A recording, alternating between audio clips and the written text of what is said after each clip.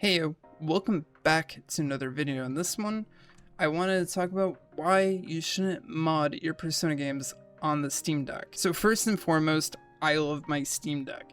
It's been the most convenient console I've actually ever owned because of the fact that save syncing is a thing, and I don't have to rely on buying another console version of the game just to play it on the go. This thing is like a PC companion in a way, but it actually runs the games not like a PlayStation Portal.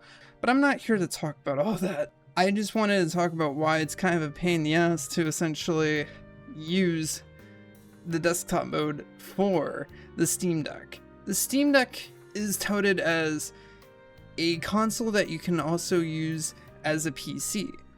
And although that is true for the most part, it is a pain in the ass to do anything Windows related with the console. So specifically, modding Persona games is one of those things. As related to as a Windows program, it's not going to work well with Linux. And so you have to do some janky methods in order for this to even conceivably work. So what do you have to do? Well, you have to download Proton Tricks and Flatseal. Yes, I'm looking at it right here.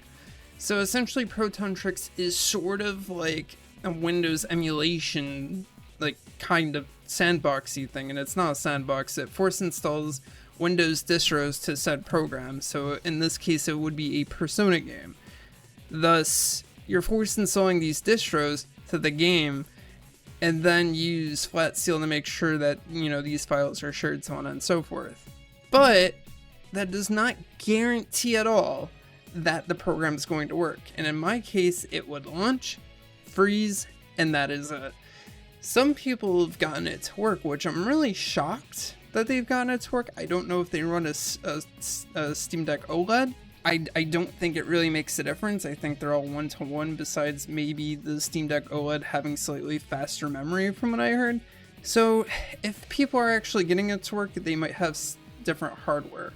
I have the 64GB version. I upgraded to 50GB, and it makes me a bit jealous. Not so much though, as there are quite a bit of caveats to actually running mods on the Steam Deck for the Persona games. Like for instance, the whole Dojima's coffee thing that I mentioned in the last video will break the game and essentially won't let you load your game because it's just going to keep freezing if you use that mod. And it's just a lot of inconsistencies that you shouldn't have to worry about, that you have to actually kind of worry about now. And a lot of the benefits of modding is now kind of like screwed over by just jankly modding the game.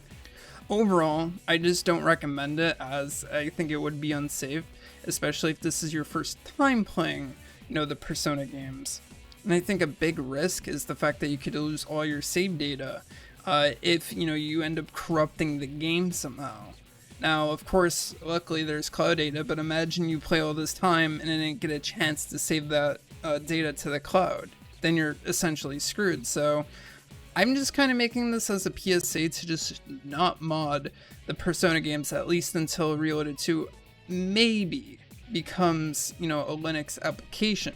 Because currently, I just don't think it's worth it. I've had a lot of issues with desktop mode as a whole with this console, as it's been touted that it's a console and a PC at the same time, but the PC part is very janky, especially if you have too much used storage and you try to use a little more. It's not going to tell you that your storage is full, but it's just not going to download things or do the things you want it to. Or your storage could be not even that full, and it will still do all these janky things, like not actually downloading the application that you're trying to download, and then you have to reset the system and then redo it over again. And I do hope it does get better with time, which hopefully it does soon, or by the time the next console comes out. But I do genuinely hope that they really make the desktop experience a lot better, and maybe eventually being able to emulate, you know, Windows applications natively on the console, as that's what it's essentially doing with the game. So that would be nice to see from SteamOS. But overall, I do love my Steam Deck because it's been the most convenient console that I've had to just be able to play, for instance, the Kingdom Hearts series right now. I've been playing Kingdom Hearts 1 and just trying to 100% everything because that's just what I do with every Kingdom Hearts release. I play it and I make sure I get 100% because I really like the Kingdom Hearts games and doing that for my playthroughs as it was my childhood game. So with that being said, I hope you guys enjoyed this video. I know this is more of a PSA video, but it was more so just to warn people, hey, don't do this, as, you know, I'm technically a little smart with like PC stuff. I build my own computers. I make sure Windows doesn't use unnecessary allocations for advertisements because I use WinArrow to avoid all that. I know I'm rambling at this point, but and then I troubleshoot issues as they come and figure it out. Like for instance, Opera GX was making my games lag while I had my other display up.